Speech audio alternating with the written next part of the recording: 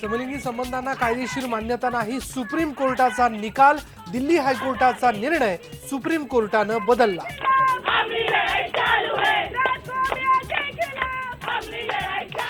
अरे जोर से मांगो आजादी, अरे हम सब मांगे आजादी, अरे 37 से आजादी, अरे और जोर से आजादी. सुप्रीम कोर्टाच्या निर्णयावर सगळ्या स्तरांमधून नाराजी. लढाई सुरूच ठेवण्याचा समलिंगी हक्कांसाठी लढणाऱ्या संघटनांचा निर्धार. वीज ग्राहकांना सरकारचा दिलासा. राज्यातले सगळे वीज दर कमी होणार. ऊर्जा मंत्री अजित पवार यांचं विधानसभेत आश्वासन.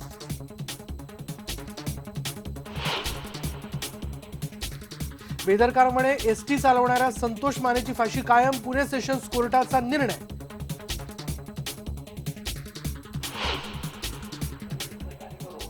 जनलोकपालसाठी अण्णांचं उपोषण सुरूच. किरण बेदींनी घेतली अण्णांची भेट, तर अण्णांना पाठिंबा देण्यासाठी आज राळेगण बंद. महिलेवर बलात्कार केल्याची आसारामचा मुलगा नारायण साईनं कबुली दिल्याची माहिती. इतर 8 महिला अनुयायांशीही संबंध असल्याचे मान्य केल्याचा पोलिसांचा दावा. 50 वर्षांच्या सेवेनंतर सुपरसॉनिक जेट फायटर MiG-21 होणार सेवेतून बाहेर. वारंवार होणाऱ्या अपघातांमुळे MiG-21 झालं होतं बदनाम.